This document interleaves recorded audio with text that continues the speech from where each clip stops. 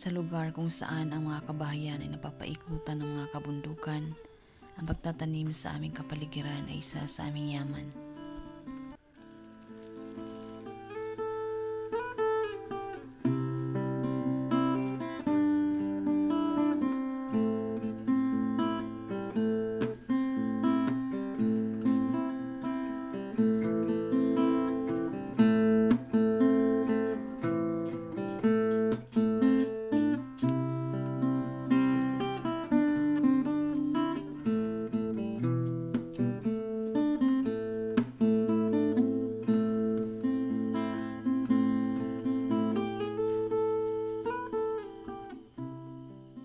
Pagkatapos ng anumang trabaho, kape ang kasama sa pagmuni-muni.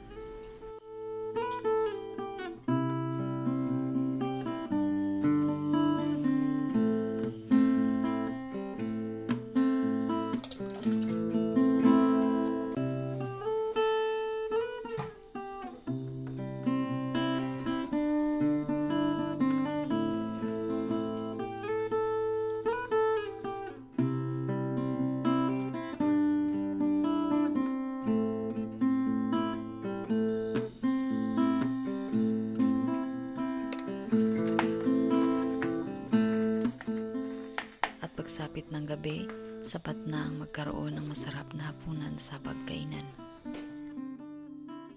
At ang paggising ng panibagong umaga ay isang pagpapala na punong-puno ng pag-asa.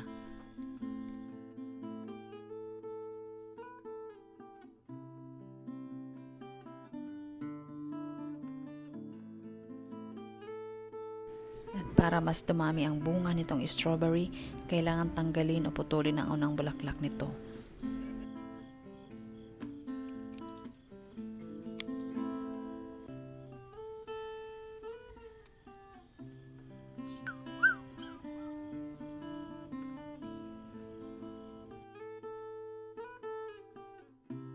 Kaya ganda nga namang pumusta ng mga halaman ang kanilang paglago, pamulaklak at pagbunga.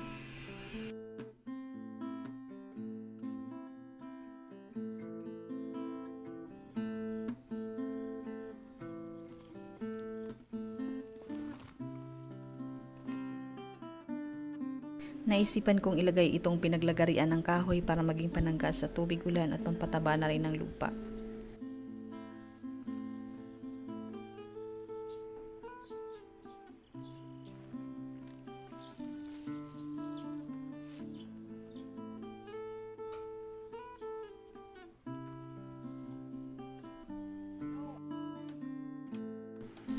Kami ay gumawa ng kubo sa aming garden para meron kaming pagsisilungan o pagtatambayan dahil masarap nga namang ramdamin ang paligid pag ikay namamahinga sa kubo.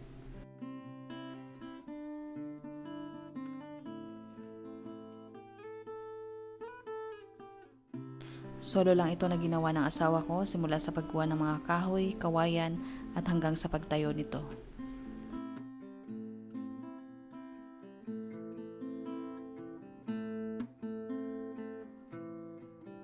Ang pagkuha ng cogon grass na ito ay hindi rin basta-basta mula sa pagbunot, paulit-ulit na paghampas at paghakot nito.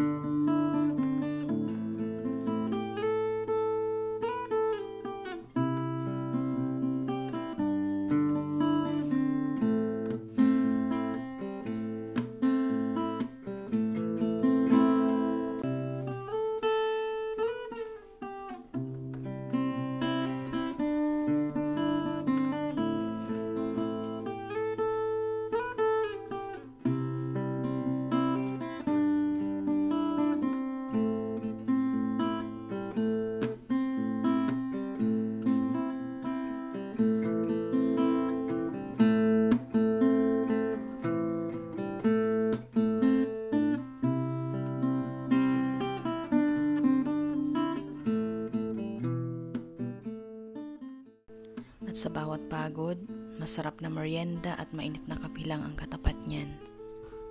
Ang meriendang ito ay gawa lamang sa giniling na bigas, lagyan ng tubig at asukal na naayon sa iyong panlasa. Pagkatapos mong ihalo, maaari mo na itong lutuin.